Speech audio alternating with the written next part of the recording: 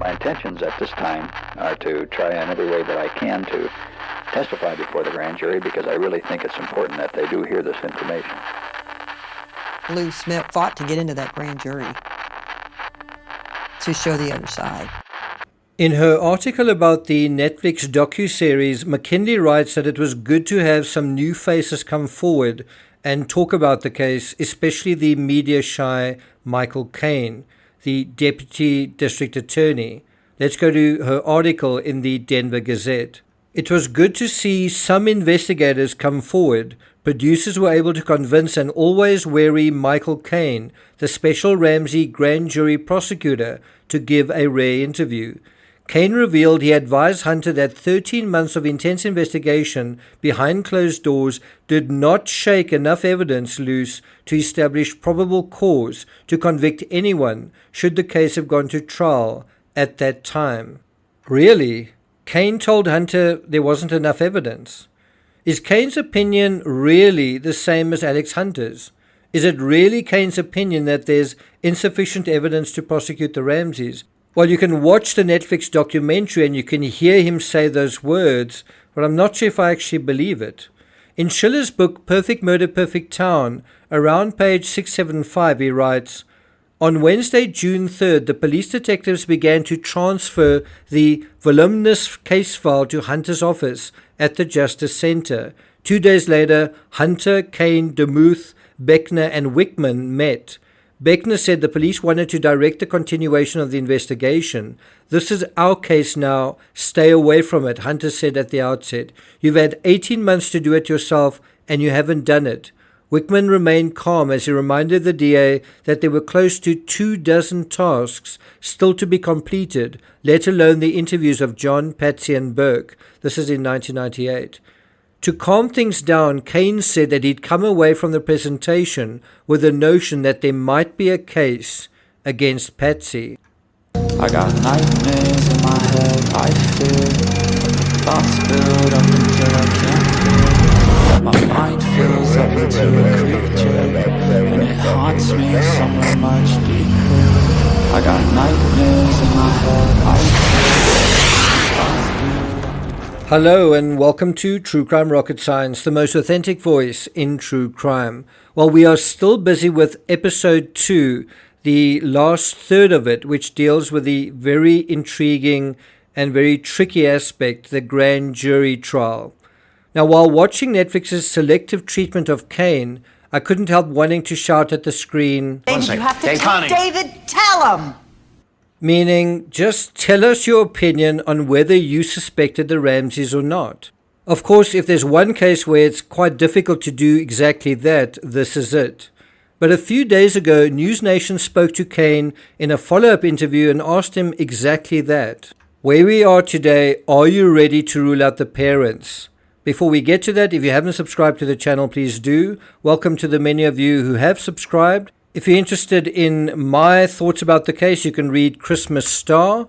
It's available on Amazon, and there's a picture of the book in the banner of this channel right now. If you find this analysis worthwhile, please like, share, leave a comment. You can also hit the thanks button, and please do so before Christmas. And let's get started. So let me start with the big picture question. You're still not ready to rule out the parents, are you? No, I'm not. Well, that's a straight answer, if a somewhat hesitating response. McKinley is correct in her article. Michael Kane is an important voice and an important force, especially in the late 1990s. He was the man essentially spearheading the Boulder Police Department's case, incorporating, at least in part, Detective Steve Thomas's case, albeit in his absence. So in Thomas's absence, what did the deputy prosecutor make of the evidence? You know, he had access to all of it. In fact, Kane himself had interrogated John Ramsey opposite Lou Smith in June 1998. Did you know that? And this meant that he was in a front row seat, essentially right on the front lines, where Steve Thomas was in a sense, dealing with the battle, the battle for and perhaps against justice in the Ramsey case. It had one detective implicating John, another implicating Patsy, and a third, Smith, implicating some unknown other person besides John and Patsy that had come from the outside. So what did Kane think? Well, if we go back to Perfect Murder, Perfect Town, Schiller writes, Kane wanted to revisit Janet and Bill McReynolds, who, according to Trip to Muth, hadn't been properly cleared. Now, John actually told Smith, with Kane present in 1998, that his number one suspect, almost 2 years after the incident, was Santa Claus, Bill McReynolds. Meanwhile, Lou Smith wanted to interview Randy Simons, Chris Wolf, Linda Hoffman Pugh, and her husband all over again. Now, this is interesting. On day one of that interrogation in June 1998, John was asked to explain the presence of pineapple in JonBenet's small intestine. And this was obviously something that came out during the autopsy. This was new information. John couldn't. It didn't fit with the scenario that they had given the police in the beginning, that John went to bed and that everyone was asleep. When he returned on day two of the interrogation, realizing the significance of this evidence, which Lou Smith had generously handed John on a platter, John came back with a scenario that is a potential defense. Schiller writes, on the second day, Ramsey began by telling Kane and Smith that he wanted to correct a statement he'd made the previous day about the pineapple. Last night it hit me like a brick, Ramsey said. I remembered hearing that there was an agreement between JonBenet and guess who. Now, again, this was based on the new autopsy evidence indicating JonBenet had eaten after returning home from the Whites. And so if there was an intruder in the house, JonBenet would only have eaten pineapple, intuitively, one would imagine, with someone that she knew and trusted. And who better for a small child to trust on Christmas than Santa? The very same Santa had been in the home 2 days earlier on December 23rd. Hadn't he just come back? And so let's go to that full statement.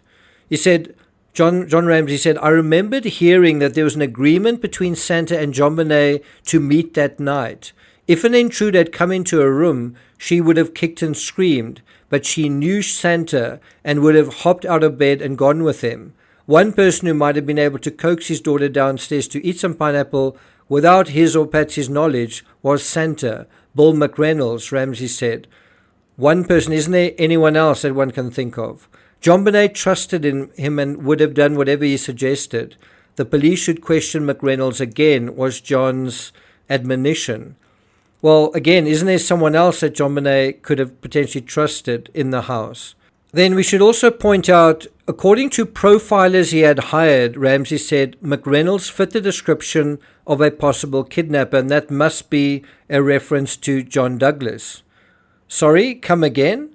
Just how does a 70-something with a heart condition fit the profile of a young male, angry at John, skipping up and down stairs with the stealth of a 007? I mean, also, what on earth would Santa Bill be angry at John for, not giving him a very nice Christmas gift?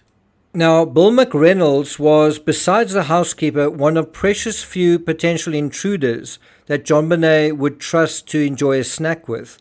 Did he levitate over the frosty walkways, saunter through the basement window, write a 3-page ransom note filled with contemporary movie quotes, whip up a snack for JonBenet, wash it away, niftily fashion knots in the dark without reading glasses, and then hop, skip, and jump his way out, and then get carried away not by car, but by Rudolph the Red-Nosed Reindeer? And didn't his wife notice he wasn't in bed beside her, or that Rudolph was AWOL, not in the garden with the other reindeers late on Christmas night? And where does Smith's stun gun fit into this scenario? Not of some creepy pedo, but a family figure entering the home that JonBenet trusted. While Kane seems savvy enough, how can I say this diplomatically as I can? You know, if one comes out of an encounter with the Ramsey case thinking you have to interview Santa Claus and his wife, I don't know, maybe you don't have the best mind for the job. Of course, in the fullness of time, that doesn't appear to be what Kane thinks. So let's go back to News Nation. I'm not suggesting that one way or another I know who did it. For 25 years, that question's been in my mind. But I don't think, given the state of the evidence, that you can rule anybody out.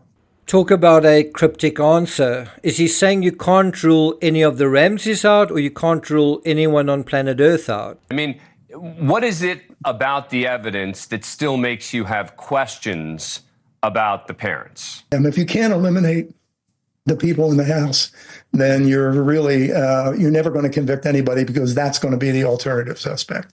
And I don't think that Mr. and Mrs. Ramsey, even though I told them the first time I interviewed him that that's what we need to do, they, to me, always opted to shield themselves rather than go after and help us go after who might have done this. And to me, that was striking. Now, do you notice Kane doesn't commit himself to specifics about evidence? The question was, what was it about the evidence that makes you still have questions? And he doesn't go into the evidence, right? I mean, simple question, who does the ransom note implicate? Why would a heartless, monstrous intruder wrap JonBenet in her favorite blanket on his way out? And I am glad Dan Abrams puts the ransom note there and asks Kane to comment on it.